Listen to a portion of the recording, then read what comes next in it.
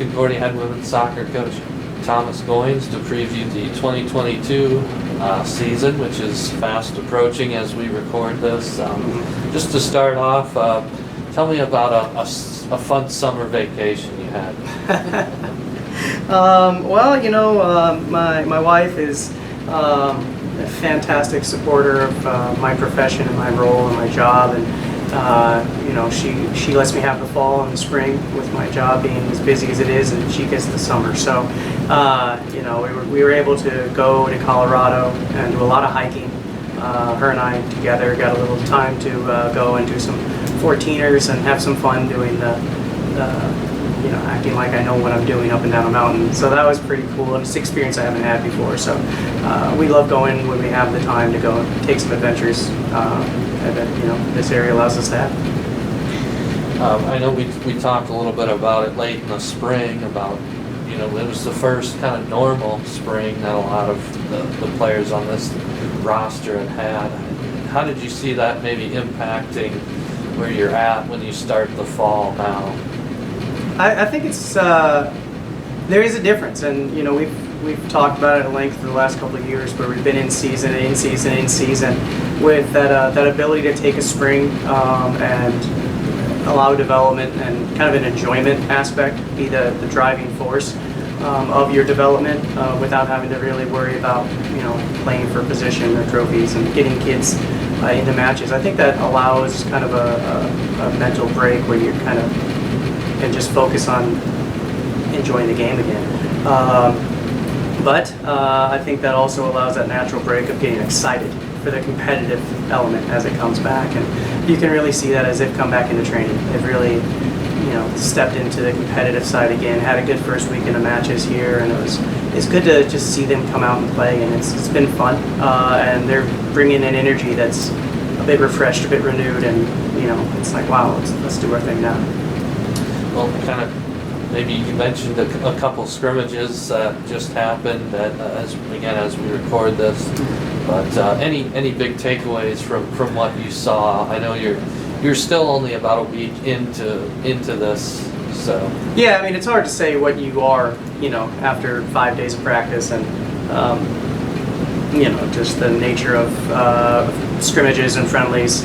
I think when you have, you know, that you're trying to get everyone, not playing time, but trying to get a look at everybody. It was certainly a hot day, so we have essentially played 2 different lineups in 2 different games to get, you know, majority of kids minutes, but also get rest as well. So we didn't want to overload anybody early. But as far as the season goes, what we saw, I was very happy with defensively. We worked on a lot of pressing ideas and pressing concepts. And in both games it paid off. We were turning teams over where we wanted to turn them over, and really working as a team on the defensive side, which is where we kind of started all our training this last week. So that those were good things. Those are areas of growth. Certainly in possession, in the final third, and some of those places that we really haven't spent much time on. We're going to try and develop those over the course of the next week or two as we develop this group's identity relative to seasons before. What is this group going to be? And they're really beginning that process of developing who they're going to be when they step on the field. Well, I think one thing people have identified this program as in recent years is just one that's difficult to score goals against. How do you, and you have a lot back on the back line, a returning goalkeeper, so how do you see things shaping up just in terms of trying to maintain that part of the program? Yeah, I think as you're trying to figure out how you want to attack and be an assertive team, having the ability to lean on that ability, the returners, or those people that have been through the matches that you've had. And our back line certainly has a number of those players, as well as our midfield. So having that stability and that structure early is really going to help us as we try to develop maybe more of a scoring concept. But you know, when you go into a game knowing the other team's going to have to do something special to score on you, it gives you a sense of confidence and freedom to try some other things, because you know that if there's a breakdown, you're okay. And there always will be for the first 2-3 weeks of a season. You're not playing perfect, so there's going to be a breakdown or two. But having returners in the back and in the midfield that understand how to do certain things. it gives you a little sense of security that you can lean on as you develop other areas of your game. So we're excited for that. And at the same time, in the midfield, you lost some all-conference players there. You said you're still trying to develop more attacking options, but what is the competition like for those spots? It's pretty interesting now. It's exciting. You have some girls who've been in the program for 2 or 3 years who have been, for lack of a better term, behind some of those girls, Marty, Maddie, Guido, Cheyenne, some of those other girls who have been, program players in those roles for years. And they've taken their turn to step up, and it's their role now. And there's a pretty tight competition in that place. And certainly our returning players are doing well in that. We also have some new players that have joined the program that are not just giving up time in spots. They're playing fairly well. So that area of the field is going to be interesting to see what group dynamic comes out of it, because it's not always the best players in those spaces. It's what group of players come out to play the best together, and that's the challenge you find. It's not always, these are my top 3. Well, that could be great, but I need these 3 to play as a group, and if it means a different blend, it means a different blend. So that's where we're at, but it's every single session it's a new list of 3, and we're trying to figure out what that's going to look like for us, which also means you have options, which is great. Well, how about that freshman class that's coming in? Allie Downing mentioned that she was impressed with some of the athleticism they bring, and how they're going to help this team right away, some of them. But what have you seen from that group? We've been really happy with them so far. I think I always jokingly say freshmen come in like fireworks, a whole lot of energy that that's exciting, and then they have to take a step back and a breath and kind of reignite a little bit. But they've certainly come in and made a splash. A handful of them have really done well. I think that's probably the key word to use with that class is there's a key group that brings in a good amount of athleticism, pace, and energy. That maybe in the final third, especially, we were a little lacking as a group, not individually, but as a group, we maybe weren't as dynamic in that final third area, even middle third. So it adds a little bit more pace and I guess athleticism is the best one to be able to play maybe a higher pace game, a different type of match, so we're not necessarily as conservative defensively. Wanted to talk about goalkeeper a little bit too. Kaylee Ward, Rocket as they call her, a little late getting to camp because of some military stuff that she's been involved in. But what can you say about the way she stepped up last year, replacing Lindsay Carley, which is a hard thing to do, and now she has that experience under her belt? Yeah, I think, first off, all respect to Rocket for what she's doing. She's, in service of her country and taking that part of her next step in her life seriously. So when she's done with this university and, wearing gloves for us, she's got a really cool future in front of her. So we're excited for her, and, she'll be back with us soon. And that goalkeeping competition is still alive and well between our returning keepers as well. I think Kylie, I do it wrong every time. Ward. Let's just go there. Let's call her Rocket. Just call her Rocket every single time. Apologies. Rocket, whenever she plays, brings a whole lot of personality. But I think she's epitomizes what our program is about. We had a very good goalie, Lindsay, for years, who played, and it was great. And Rocket is fantastic in her own right as well.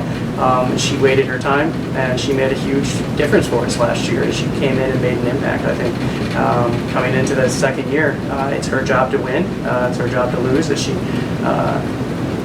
comes back. But with a year of experience under her belt, not being the girl who replaced Kylie, but the one who was here last year, I think that again just adds a level of comfort that you have when it comes to working with a goalkeeper and back line, that there's not necessarily as much we have to get to know each other going on. As far as the schedule, you have 5 out of conference leading up to your 12-game conference run. What do you like about maybe the way that the non-conference will prepare you? You start out with Southwestern at home in a couple weeks. I like our non-conference schedule.